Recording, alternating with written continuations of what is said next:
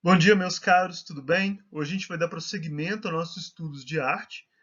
Ao longo das últimas semanas, nós estudamos o capítulo 4, o estudamos, fizemos exercícios, corrigimos exercícios e fechamos esse conteúdo. Por isso, hoje a gente tem uma matéria nova, então se preparem que a gente já vai começar.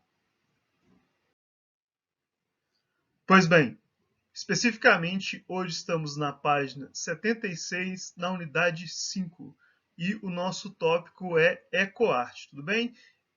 Eu sempre gosto de recomendar que vocês peguem a apostila e acompanhem o conteúdo. Eu acho que é mais fácil, vocês vão fichando, vão fazendo anotações. Então, apostila em caderno em mãos, que a gente já vai começar. Ecoarte. Infelizmente, ecoarte não é um tópico propriamente de mera celebração da natureza. É muito mais um tópico voltado ao engajamento da destruição do nosso meio ambiente. É, por isso, eu já de saída coloco como característica, talvez, uma relação problemática com a natureza, né?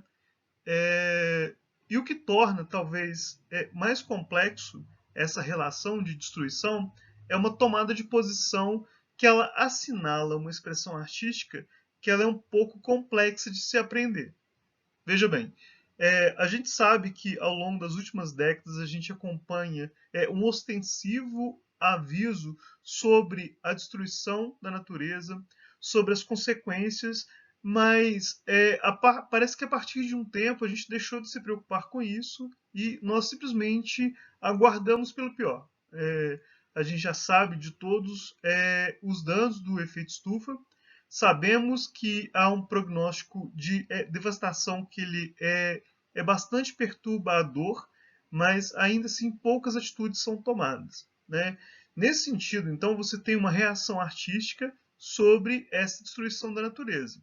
Então, a ecoarte basicamente são reações artísticas em relação a esse colapso, essa destruição da natureza. Qual a primeira dificuldade desse estudo, portanto? Não há propriamente características estruturais e formais das obras de arte que as caracterizem como ecoarte. Entende? Em palavras mais simples, assim, eu não posso dizer que determinadas obras são ecoarte porque elas têm uma forma ou outra, porque elas têm uma árvore, porque deixou de ter uma árvore, porque elas utilizam recursos naturais, porque não utilizam recursos naturais. Então, o que é complexo de saída para o nosso estudo sobre ecoarte é como fazer uma definição que ela seja abrangente sobre essas obras, que elas não têm um caráter único, elas não têm unicidade. Para resolver esse problema, o que eu proponho? Eu gostaria que vocês pensassem a ecoarte por meio de dois pontos que eu coloquei aí. O primeiro deles, engajamento. Então, nós vamos caracterizar a ecoarte como expressões artísticas que elas estão envolvidas com o meio ambiente, com a sua preservação, valorização e celebração. Tá bom? Então, seria o nosso primeiro ponto de caracterização da ecoarte. O segundo seria uma finalidade ecológica. Então, assim, às vezes a arte ela não propriamente manifesta em suas formas um apelo ao natural, às formas que são da natureza, mas elas mostram, por exemplo, o excesso de lixo e elas têm o propósito de conscientizar as pessoas a respeito da importância do meio ambiente. Então, por isso eu coloquei no segundo tópico finalidade ecológica.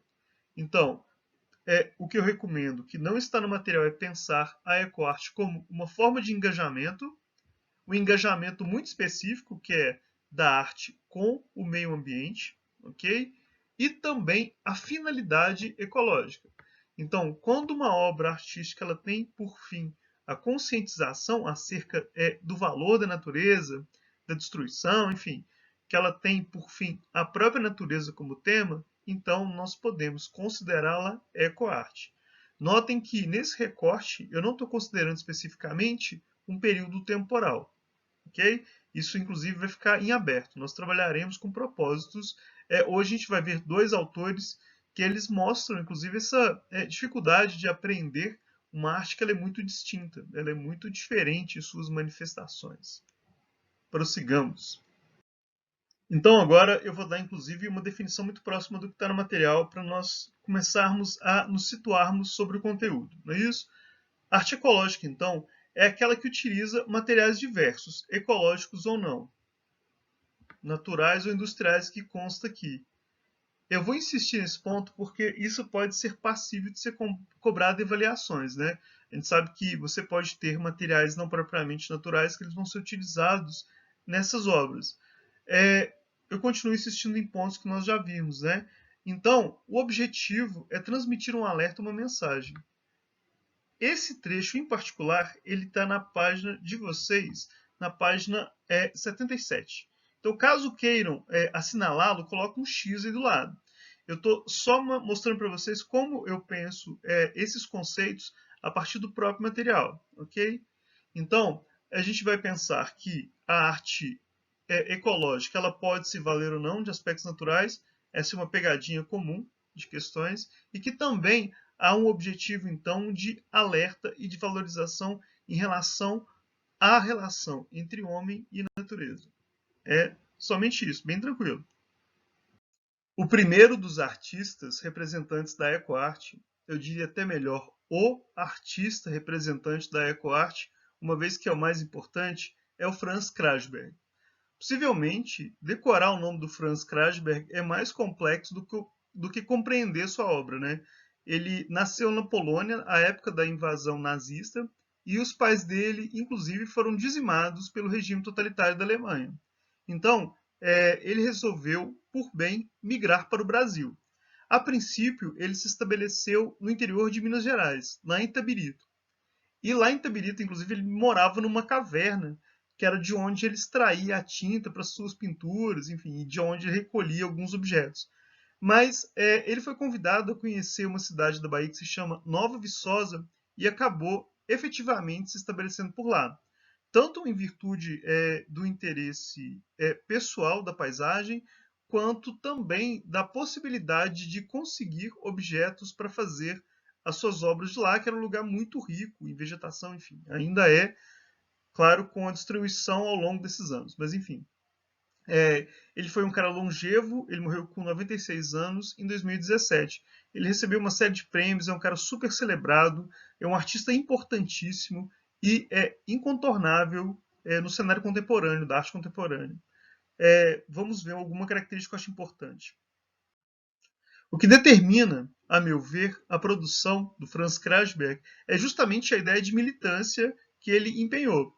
Então, retomando o que eu disse a princípio, a ecoarte do Franz Krasberg ela é caracterizada, sobretudo, pela sua militância. Então, olha a série de descrições de coisas que marcam a carreira dele, né?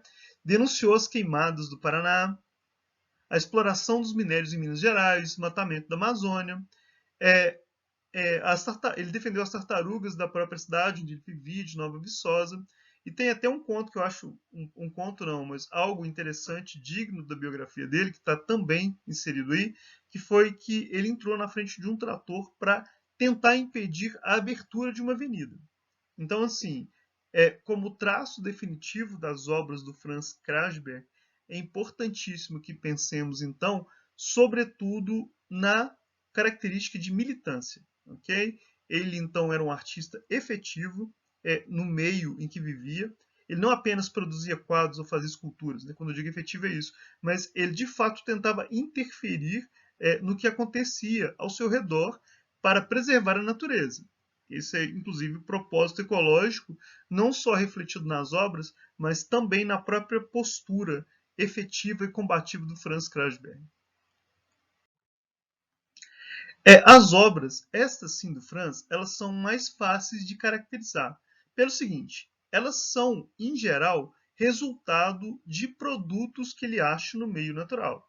Então, o Franz Krasberg ele não utiliza, por exemplo, produtos que sejam industrializados.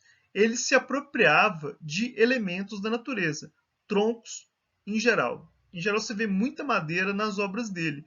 Ele dizia que era uma espécie de chamado. Ele dizia que os objetos gritavam com ele, que ele encontrava algo na natureza e que aquilo de alguma medida dialogava, né, com o seu interior e que ele fazia a partir daí suas obras, ok? Então fica aí uma característica que eu gostaria que vocês tomassem nota nesse momento. Não é isso? As obras do Franz Krasberg, elas tomam como material elementos da própria natureza. E claro, vale destacar, né? O Franz Krasberg, ele não, por exemplo, não derrubava uma árvore para fazer uma estátua ou uma instalação. Ele se apropriava de elementos que já tinham sido ou destruídos pela ação do homem ou mesmo pela ação natural, ok? Já o nosso segundo artista de hoje é o Eduardo Suruh. Ele nasceu em São Paulo em 1974 e é um artista ainda hoje na ativa. É um cara super importante, incontornável para que nós compreendamos a ecoarte. Só que ele é distinto do que a gente viu do Franz Krasberg. Em primeiro lugar, porque ele é famoso pelas intervenções urbanas. Inclusive, eu gostaria que vocês tomassem nota desse detalhe. O que vem ser as intervenções? Nós já estudamos isso nas aulas presenciais, né? Você tem as instalações, que elas têm uma proporção menor e elas são feitas, em geral, em ambientes fechados, ao passo que as intervenções, elas são grandes obras colocadas na cidade, no meio urbano. Então, elas são grandes modificações. Outra coisa, vale diferenciar entre o Eduardo Suruh e o Franz Krasberg, né? O Franz Krasberg é aquele cara que se vale de elementos da natureza. Ele usa troncos caídos, ele usa cipós e outras coisas tiradas do meio natural. O Eduardo Suruh não. Ele utiliza elementos industrializados da cidade para chamar atenção para a questão do meio ambiente. Então, nota o seguinte: o que torna eles pertencentes ao mesmo grupo é justamente o propósito de chamar atenção para um problema natural, ok? É a finalidade das obras que elas têm como princípio chamar a atenção das pessoas, conscientizá-las sobre a importância do meio natural. Então, só para que nós compreendamos essa diferença essencial entre os dois artistas, basta a gente dar uma olhada nessa obra, que eu acho muito, muito interessante. São garrafas PETs colocadas ao longo do rio Tietê, em São Paulo, que elas destacam esse caráter da poluição. Notem o seguinte, então, essas garrafas são infláveis, elas têm um tamanho descomunal, né? Basta a gente comparar mais ou menos aí os carros que estão na marginal com a obra, e elas não são feitas, então, de elementos naturais, ainda que elas tenham por propósito também chamar atenção para o meio. Entendem? Isso é bastante curioso, então. Ao destacar o lixo, o Eduardo Suruh, então, ele demonstra como nós não respeitamos o meio natural.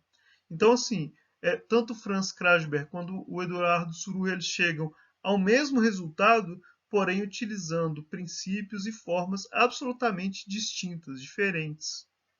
Inclusive, eu coloquei aqui a imagem dessa obra à noite, que eu acho espetacular.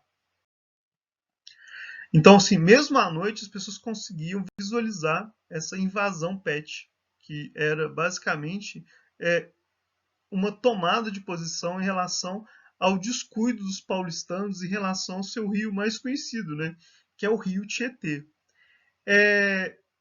Por hoje eu encerro a minha aula. Espero que o objetivo de demonstrar essa conceituação inicial sobre a ecoarte tenha ficado bastante clara. Eu vou postar a tarefa de hoje e também já deixo como recomendação a aula do poliedro. A aula do poliedro que corresponde ao nosso conteúdo de hoje é essa aí, é a de número 26. Ela está lá no portal Homeschool Poliedro. E o nosso conteúdo de hoje, ele abarca até a página 81. Eu recomendo que vocês deem uma lida e acompanhem a aula. E qualquer dúvida, vocês me escrevam, ok? Continue se cuidando. A gente se encontra em breve. Um abraço.